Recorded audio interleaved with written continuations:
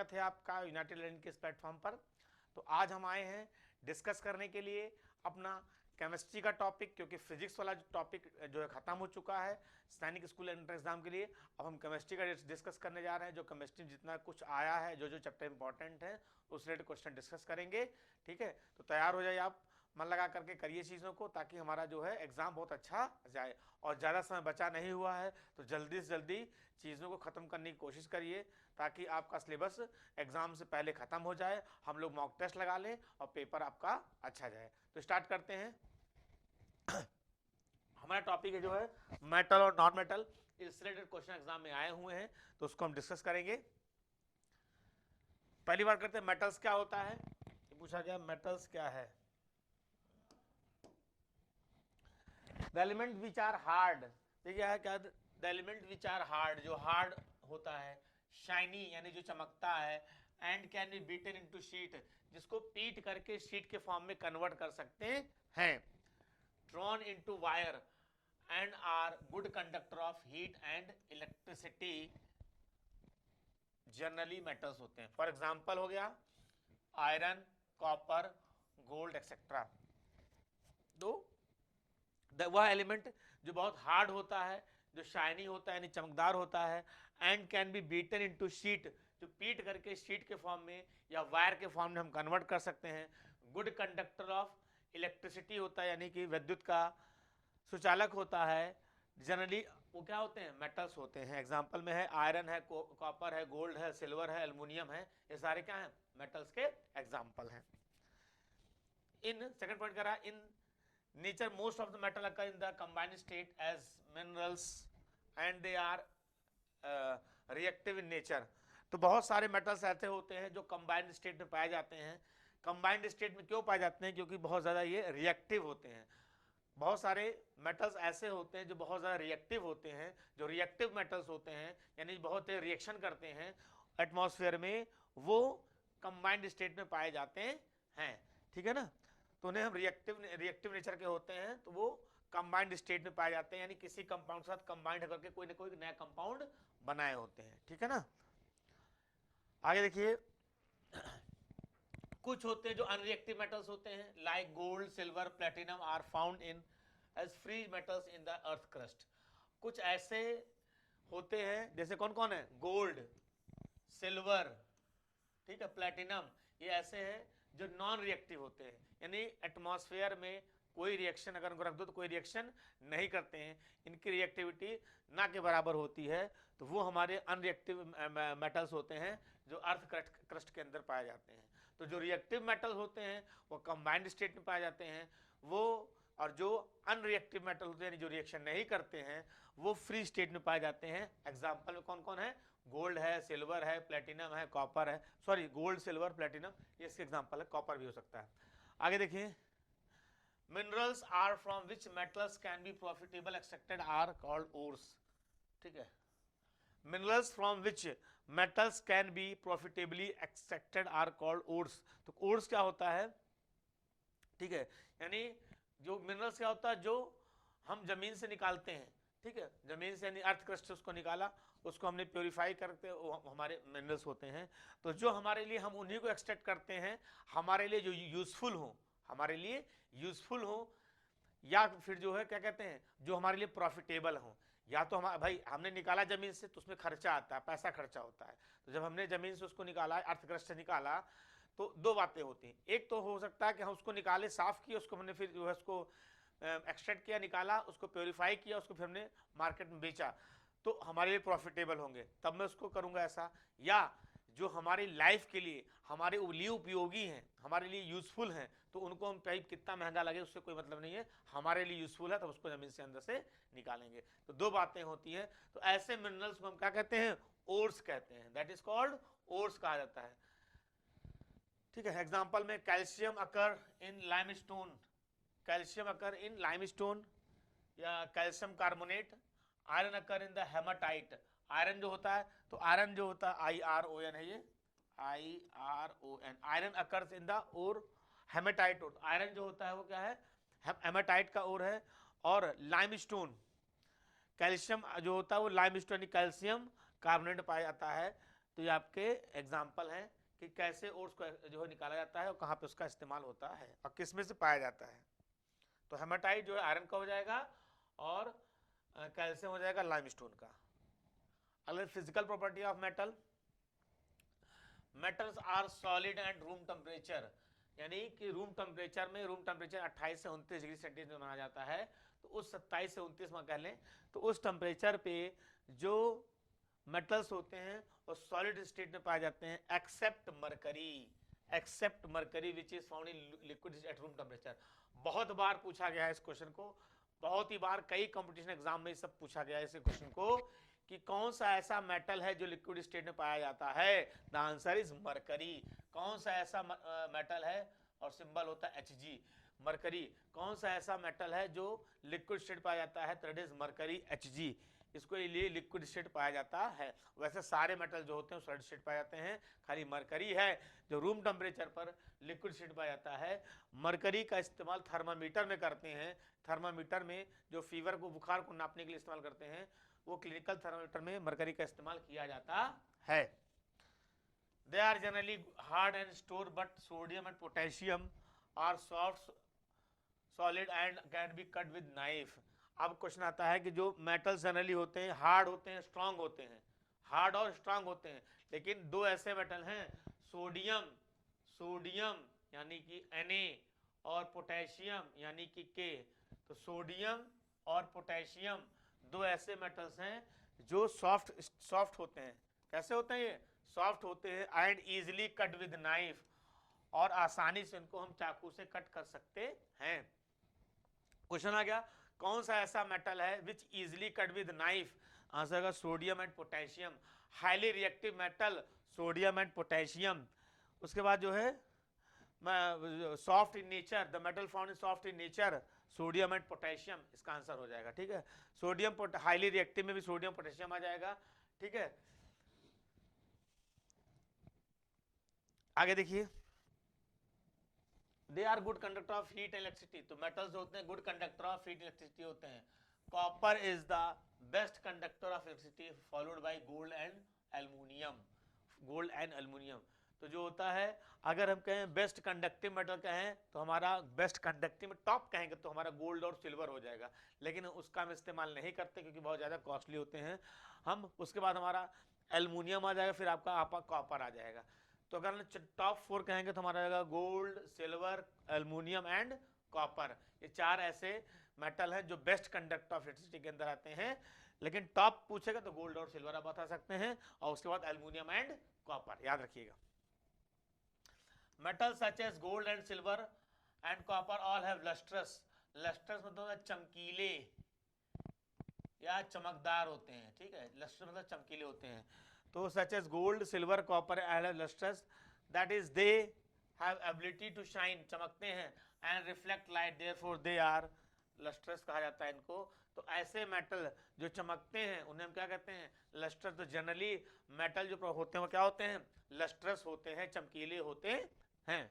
उसमें कौन कौन सा मेनली बताया गया? गोल्ड है, सिल्वर है, कॉपर है, सारे बताया गया है जो चमकीले होते हैं, तो लस्ट्रस की प्रॉपर्टी को होल्ड करते हैं।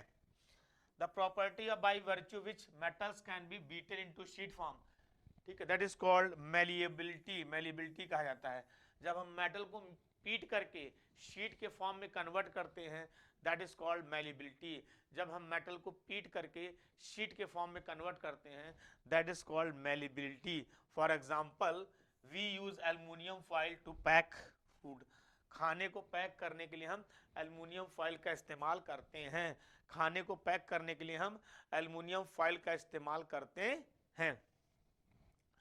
Can be beaten to sheet form, that is called malleability। For example, we use aluminium foil to pack food, तो खाने को पैक करने के लिए हम जो है एल्युमिनियम जो है फॉइल का इस्तेमाल करते हैं, तो मेलिएबल होते हैं। ठीक है, याद रखना, malleability जिसमें पीट करके शीट के फॉर्म में कन्वर्ट कर सकते हैं। मेटल को पीटा, उसको शीट के फॉर्म में कन्वर्ट कर दिया, दैट इज कॉल्ड malleability कहा जाता है। फिर आता ductility, the property by which metal can be drawn into wire is called ductility. The metals like copper, silver and aluminium can be beaten and drawn into wire. तो ductility क्या होता है? Converted into wire form. Ductility means हो गया, ductility मतलब हो गया ductility, जिसमें हम मेटल को convert into wire form, wire के फॉर्म में कन्वर्ट करके। तो जब वायर के फॉर्म में कन्वर्ट कर देता है इसे कहते हैं डक्टिलिटी, और जब पीट करके शीट के फॉर्म में कर दे तो कहते हैं malleability. The most ductile metal and malleable, that is platinum and most malleable metal is gold। तो मोस्ट डक्टाइल में रखा गया है प्लेटिनम को, द मोस्ट डक्टाइल में हो गया यानी वायर के फॉर्म में प्लेटिनम को कहा गया है, और मोस्ट मैलिएबल में आपको गोल्ड कहा गया है। गोल्ड को पीट करके मोस्ट शीट के फॉर्म में कर सकते हैं, तो बहुत ही मैलिएबल इसको बताया गया है। सोनरस बता दिया हूँ, सोनरस नहीं बताया हूँ। सोनरस जब पीटने में क्या करते हैं, साउंड प्रोड्यूस करें, साउंड प्रोड्यूस करता है उसे कहते हैं क्या, सोनरस। तो जब किसी भी मेटल को पीटने पर आवाज आती है, साउंड प्रोड्यूस करता है, उसे कहते हैं सोनरस। और जब शाइनिंग होती है तो उसे कहते हैं लस्ट्रस। ठीक है ना, याद रखिएगा। मोस्ट डक्टाइल में ductility converted into wire form, example platinum most में आएगा, और मोस्ट मैलिएबल में आ जाएगा आपका गोल्ड और सिल्वर भी है आपका एग्जांपल दे सकते हैं मोस्ट मैलिएबल में। आगे देखते हैं। With the exception of sodium and potassium and mercury, most of the metals have high melting and boiling point. In fact, of all the metals, mercury has the lowest melting point। देखिए, अगर कहे कि exception sodium potassium और mercury को छोड़ दिया जाए, sodium potassium और मरकरी को छोड़ दिया जाए, तो जनरली जो मेटल्स होते हैं उनका मेल्टिंग पॉइंट और बॉइलिंग पॉइंट बहुत हाई होता है। मेल्टिंग पॉइंट बॉइलिंग पॉइंट बहुत हाई होता है, किसको, सोडियम पोटेशियम और मरकरी को छोड़ करके। As metals mercury has the lowest melting point. लेकिन अगर हम बात करें कौन सा ऐसा मेटल है जिसका मेल्टिंग पॉइंट लोवेस्ट होता है, तो आंसर हो जाएगा मरकरी हो जाएगा। ठीक है ना, हो जाएगा मरकरी हो जाएगा। बाकी जनरली सबका melting point boiling point high होता है। Metals have high density, metal जो होते हैं उनकी डेंसिटी बहुत हाई होती है, क्योंकि इनकी मॉलिक्यूल्स जो होते हैं क्लोजली पैक्ड होते हैं, इस वजह से इनकी डेंसिटी क्या होती है, हाई होती है, क्योंकि इनके जो मॉलिक्यूल्स होते हैं, molecules are closely packed, molecules जो होते हैं क्लोजली पैक्ड होते हैं, मॉलिक्यूल्स जो होते हैं क्लोजली पैक्ड होते हैं, तो इसलिए इनकी डेंसिटी क्या होती है, हाई होती है। Most metals have high tensile strength, बहुत सारे मेटल्स हैं तो इनकी टेंसिल स्ट्रेंथ क्या होती है, बहुत ज्यादा होती है। Tungsten has the highest tensile strength, जो टंगस्टन होता है उसका टेंसिल स्ट्रेंथ बहुत ज्यादा होता है। याद रखिएगा कि मोस्ट मेटल जो उनका टेंसिल से बहुत ज्यादा होती है, इसमें टंगस्टन टॉप पर है। Tungsten has the highest tensile strength. अगर बात करें कि मेटल में सब कौन सा ऐसा मेटल है जिसकी टेंसिल सबसे अच्छी होती है, आंसर इज टंगस्टन। और पूछा गया भैया टंगस्टन का सिंबल क्या होता है, तो टंगस्टन का सिंबल होता है W। इसको हम W से रिप्रेजेंट करते हैं। टंगस्टन का जो है सिंबल हम किससे करते हैं, W से इसका इस्तेमाल किया, W से इसको हम रिप्रेजेंट करते हैं टंगस्टन को। ठीक है ना, आगे देखते हैं केमिकल प्रॉपर्टीज ऑफ मेटल। तो देखिए पहला होगा metals are electropositive in nature. ठीक है, ठीक है, मेटल आर इलेक्ट्रोपॉजिटिव नेचर, यानी कि इलेक्ट्रोपॉजिटिव यानी जो इलेक्ट्रॉन को डोनेट करता है तो उस पर प्लस चार्ज कहा जाता है, तो it is called electropositive nature कहा जाता है। They have tendency to lose electron, ये इलेक्ट्रॉन को लूज करता है फॉर्मिंग कैटायंस, तो कैटायन बनाने के लिए क्या करता है, इलेक्ट्रॉन को लूज करता है। So they are react with non metals like oxygen, hydrogen, chlorine, sulphate. तो इस they are react with reaction करता है किससे, नॉन मेटल से, ऑक्सीजन से, हाइड्रोजन, क्लोरीन, सल्फेट से रिएक्शन करता है। तो मेटल जो होता है ये जो है इलेक्ट्रॉन को डोनेट करने की कैपेसिटी इसकी होती है, इलेक्ट्रॉन को डोनेट करता है, और इस वजह से इस पे जो है वैलेंसी प्लस की होती है। जैसे सोडियम पे होती है, सोडियम में मेटल तो +1 हो जाएगी। ठीक है, +1 हो जाएगा। मैग्नीशियम पे +2 हो जाएगा, कैल्शियम पे +2 हो जाएगा। ठीक है, लेड पर +3 हो जाएगा। तो जो मेटल होते हैं उन पर जनरली जो होती है वैलेंसी किसकी होती है, प्लस की होती है, हम क्या बोलते हैं, कैटायन बोलते हैं। ठीक, इलेक्ट्रॉन को लूज करते हैं। इसने एक इलेक्ट्रॉन लूज किया तो इससे प्लस की वैलेंसी 1 आई, इसने 2 इलेक्ट्रॉन को लूज किया इससे प्लस वैलेंसी 2 आई, इसने 3 इलेक्ट्रॉन को लूज किया तो वैलेंसी 3 आई। ठीक है, और ठीक है ये आपका, इनको हम क्या बोलते हैं, कैटायन बोलते हैं। क्या बोलते हैं इनको हम, कैटायन। तो जो इलेक्ट्रॉन को लूज करते हैं उन पे प्लस चार्ज आ जाता है, उनको क्या बोलते हैं, कैटायन बोलते हैं। और नेगेटिव वाला जो होता है इसमें इलेक्ट्रॉन को जो एक्सेप्ट करता है, लेता है, उसे हम एनायन बोलते हैं, ठीक है ना। Reaction of metal with oxygen, almost all the metals combine with oxygen to form metal oxide. जब किसी मेटल के ऑक्सीजन से करा दोगे तो क्या बनाएगा, मेटल ऑक्साइड बनाएगा, ठीक है। मेटल का ऑक्सीजन का मेटल ऑक्साइड बनाएगा। एग्जांपल देख सकते हैं, जैसे लिए सोडियम का करा दिया गया किससे, ऑक्सीजन से, तो बन जाएगा हमारा क्या, Na2O बन जाएगा, सोडियम ऑक्साइड बन जाएगा Na2, ठीक है। कैल्शियम करा दिया गया ऑक्सीजन से, तो कैल्शियम बन जाएगा CaO, CaO बन जाएगा, CaO कैल्शियम ऑक्साइड बन जाएगा। यहाँ 2 लगा दो, बैलेंस कर दो, कैल्शियम ऑक्साइड बन जाएगा, ठीक है। मैग्नीशियम करा दीजिए ऑक्सीजन का, मैग्नीशियम करा दीजिए ऑक्सीजन से, तो बन जाएगा मैग्नीशियम ऑक्साइड बन जाएगा 2MgO। तो यानी किसी भी मेटल के ऑक्सीजन कराओगे तो मेटल ऑक्साइड बन जाएगा, sodium oxide, calcium oxide, magnesium oxide, इस तरह से आपका बन जाएगा। तो आपको याद रखना है कि मेटल के रिएक्शन ऑक्सीजन कराने पर मेटल ऑक्साइड बन जाता है।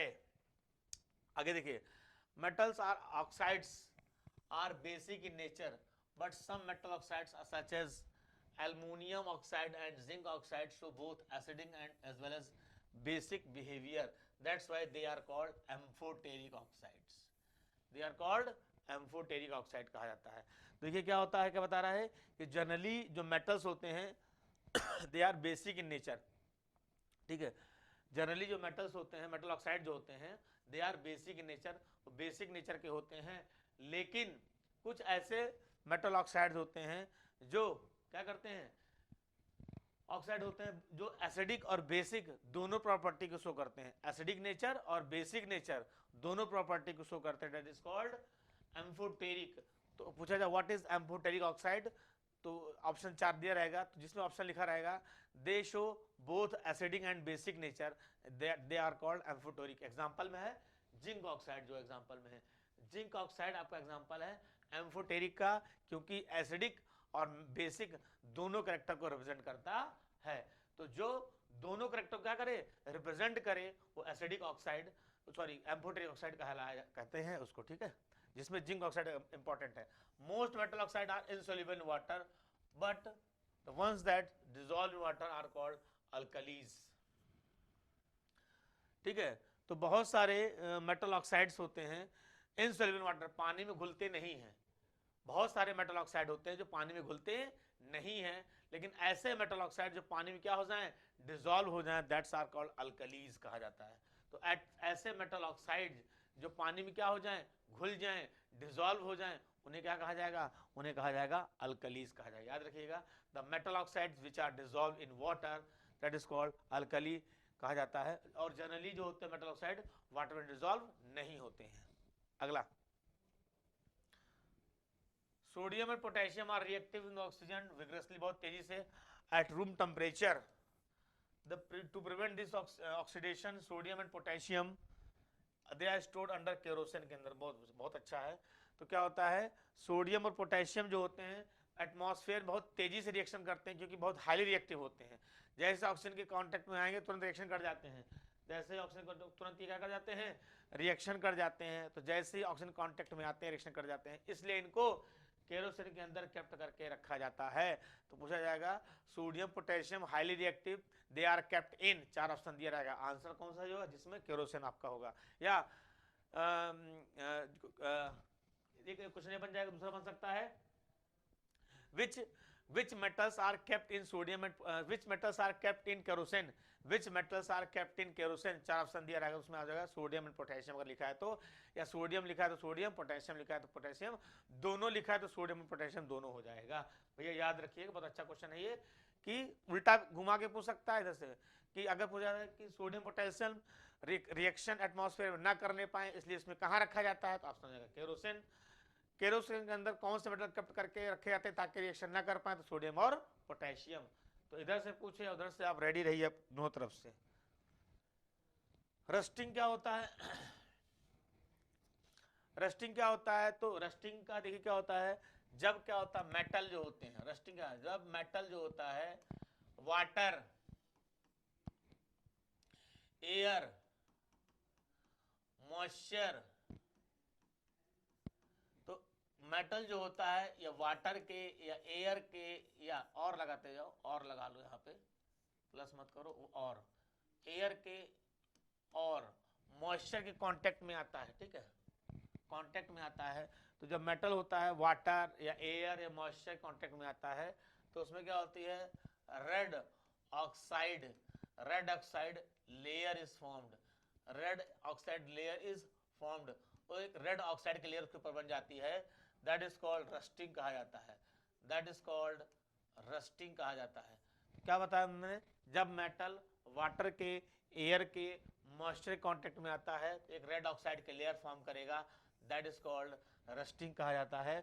हिंदी में से जंग लगना कहते हैं, जंग लग जाती है, ठीक है ना, ठीक है। तो इससे जो होता है वो मेटल खराब होने लगता है, ठीक है। तो हम कैसे उस रस्टिंग से बच सकते हैं, कैसे हम रस्टिंग से, method for prevention of rusting, कैसे हम रस्टिंग से बच सकते हैं। तो पहला हो जाएगा रस्टिंग बचने के लिए, पहला तो ये हो जाएगा avoid, avoid from air, water and moisture. पहले हम क्या करें, कोशिश करें कि उनको एयर से या वाटर से या मॉइस्चर से उन्हें बचाने की, नमी से बचें, ठीक है। पहला तो हम ये कर सकते हैं, ठीक है। दूसरा पॉइंट लिख सकते हैं, इसी को जुड़ जाइए, kept in air tight container, ठीक है, एयर टाइट कंटेनर के अंदर रख दें, यानी ऐसी जगह पर रखें जहाँ पे वहाँ पे जो है हवा वगैरह ना आ सके, तो उससे हम रस्टिंग बचा सकते हैं, ठीक है। उसके बाद ऑयलिंग कर दें, ठीक है, ऑयलिंग, पेंटिंग कर दें या ग्रीसिंग कर दें, ग्रीसिंग, तो ऑयलिंग कर दें या पेंटिंग कर दें या ग्रीसिंग कर दें, ऑयलिंग कर दें या पेंटिंग कर दें, ग्रीसिंग कर दें, तो भी हम क्या कर सकते हैं, इसको जंग लगने से बचा सकते हैं, रस्टिंग से बचा सकते हैं। उसके बाद क्या होता है, ठीक है, galvanisation,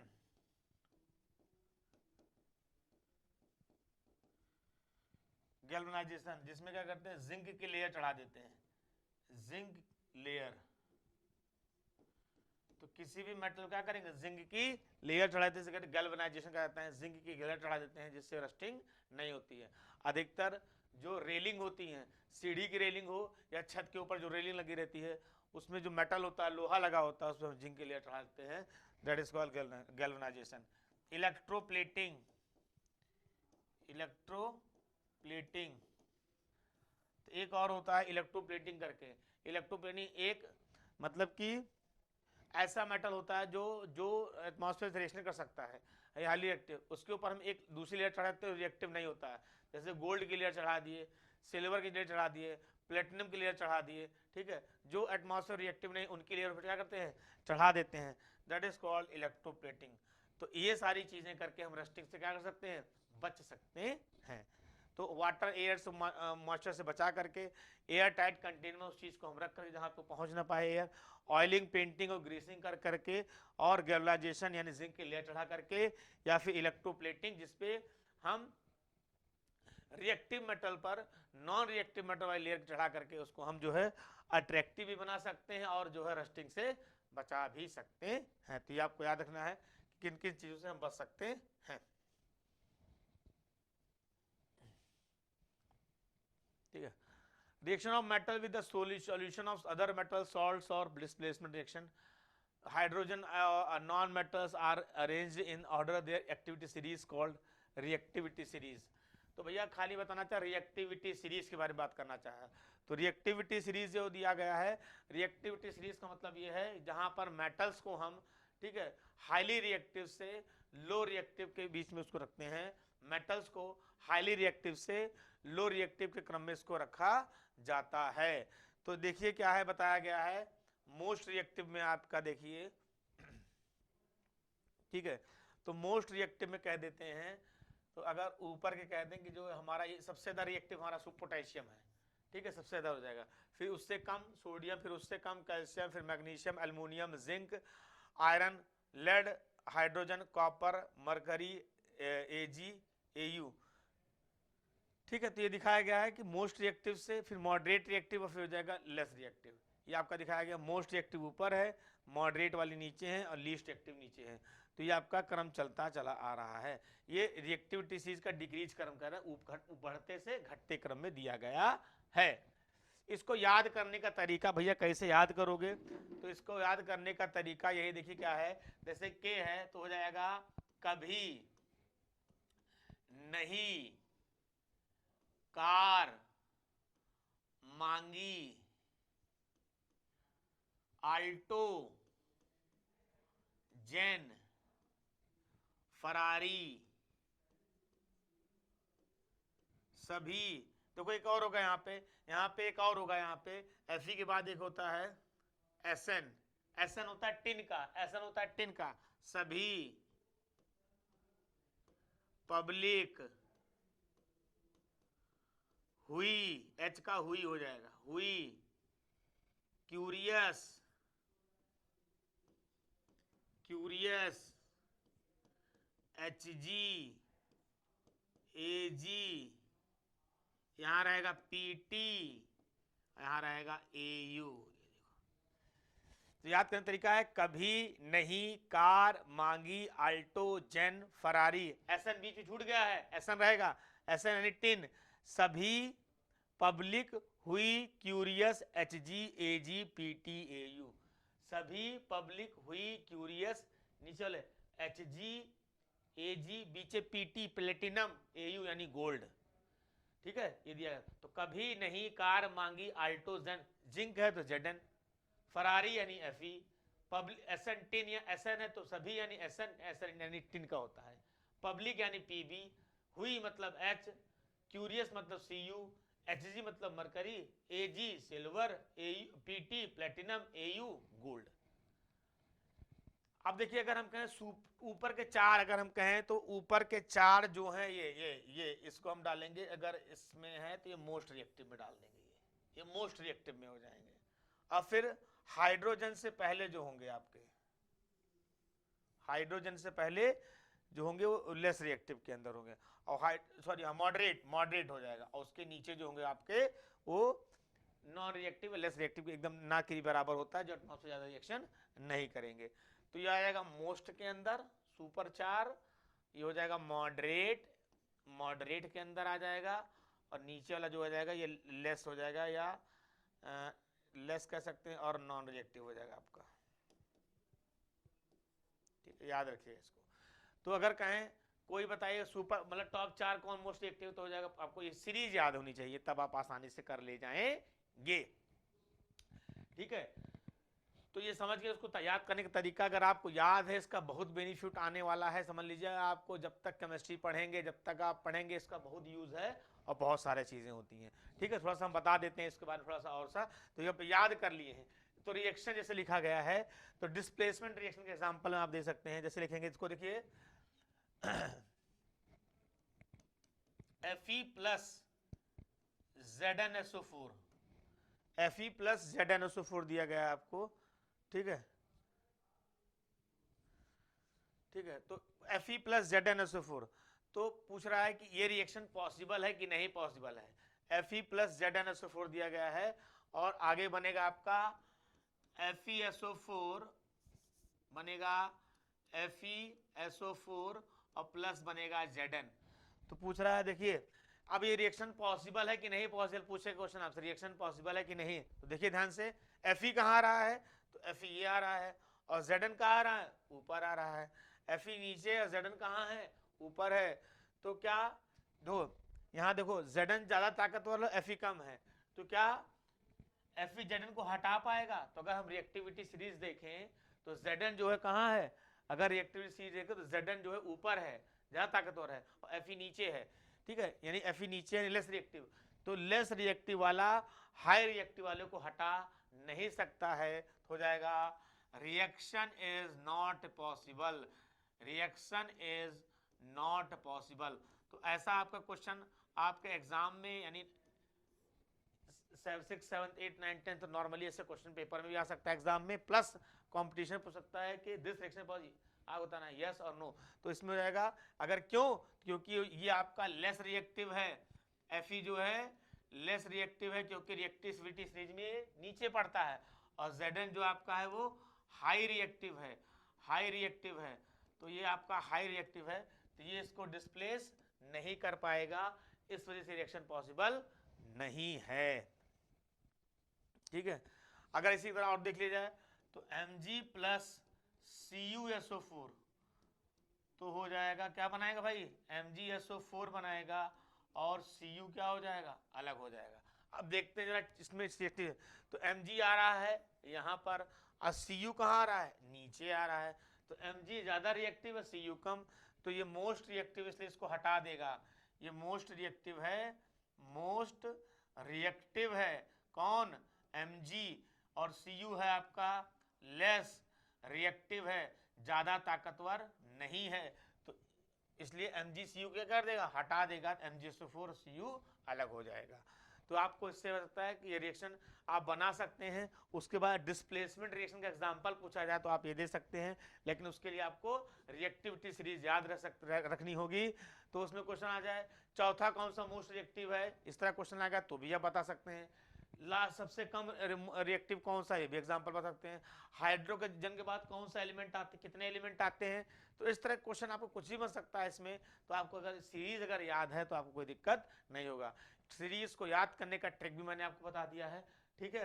plus reaction displacement reaction का एग्जांपल पूछा जाए तो भी आप इसमें दे सकते हैं। प्लस रिएक्शन पॉसिबल है या नहीं पॉसिबल, तब भी इस चीज को आप इससे कंफर्म कर सकते हैं, ठीक है। तो इसमें ये रिएक्शन पॉसिबल है क्योंकि Mg मोस्ट रिएक्टिव है और Cu लेस रिएक्टिव है। कैसे पता करोगे, रिएक्टिविटी सीरीज में जो ऊपर होंगे वो मोस्ट रिएक्टिव, जो नीचे होंगे लेस रिएक्टिव होंगे, ठीक है ना। तो आप समझ गए होंगे काफी कुछ। आगे बढ़ते हैं। तो ये टॉपिक हमारा खत्म हो गया है। मेटल्स रिलेटेड आपको इतना पढ़ना है, मेटल्स क्या होते हैं, ठीक है ना।